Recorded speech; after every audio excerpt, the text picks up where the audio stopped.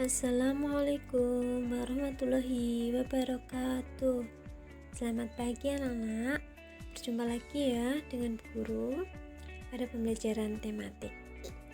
Tema 3, peduli terhadap makhluk hidup. Subtema 3, ayo cintai lingkungan.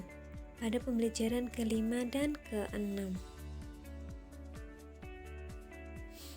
Menjaga keseimbangan dan kelestarian lingkungan adalah merupakan wujud cinta terhadap lingkungan. Menjaga keseimbangan dan kelestarian sumber daya alam merupakan tugas kita bersama. Ada banyak cara yang bisa kita lakukan, mulai dari hal yang kecil hingga yang besar. Nah, Tuhan menciptakan sumber daya alam untuk dapat dimanfaatkan oleh manusia. Pemanfaatan sumber daya alam secara bijak adalah hal yang sangat penting untuk keseimbangan dan kelestarian alam. Sikap bijak tersebut merupakan wujud kecintaan terhadap lingkungan.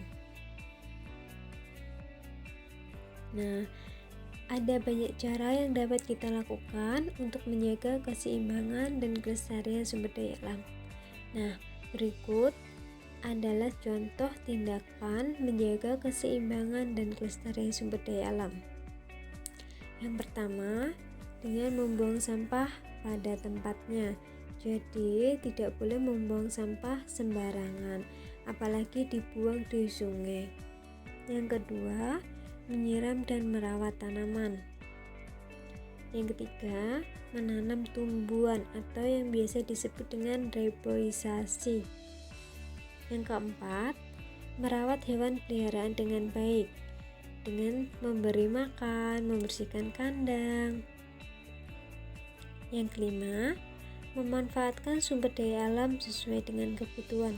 Nah, itu tadi merupakan 5 contoh tindakan untuk menjaga keseimbangan dan kelestarian sumber daya alam. Nah, anak-anak bisa mempraktekkan sendiri ya. Yang selanjutnya, contoh pelaksanaan kewajiban melestarikan lingkungan.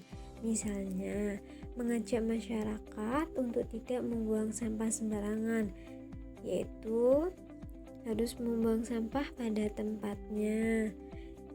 Kemudian, melaksanakan kerja bakti untuk membersihkan lingkungan juga merupakan upaya dari pelestarian lingkungan.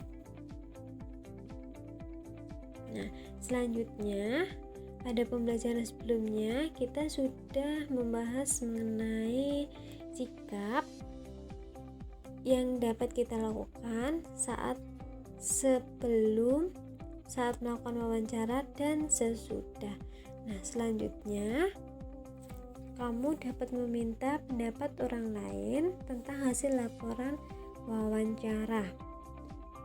Nah, tujuannya untuk membagi informasi kepada orang lain tentang wawancara yang telah kita lakukan. Nah, dengan presentasi, kita dapat berbagi pengetahuan.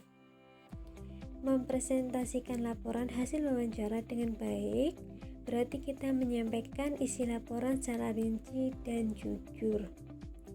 Nah, presentasi yang baik sebaiknya dilakukan dengan cara berikut.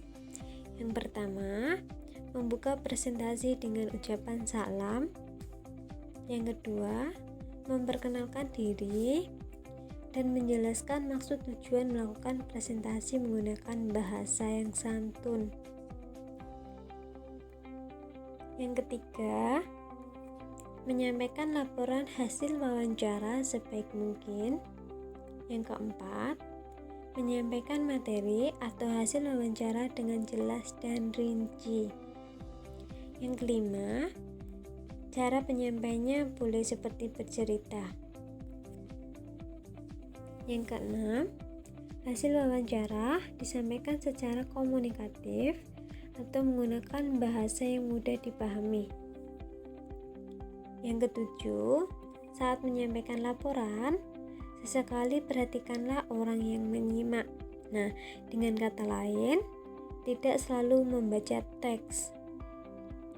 Yang kedelapan, jika kesulitan untuk menghafal teks, Maka sebaiknya kamu menggunakan catatan kecil yang berisi poin-poin hasil wawancara. Dan yang terakhir, presentasi diakhiri dengan ucapan terima kasih dan salam. Nah, anak-anak, untuk tugas yang harus dikerjakan yaitu pada buku tematik 4C halaman 65 sampai 68 dan halaman 70. Nah, sekian dan terima kasih untuk pembelajaran hari ini. Semoga bermanfaat dan jangan lupa untuk selalu menjaga kesehatan. Bu Guru akhiri, wassalamualaikum warahmatullahi wabarakatuh.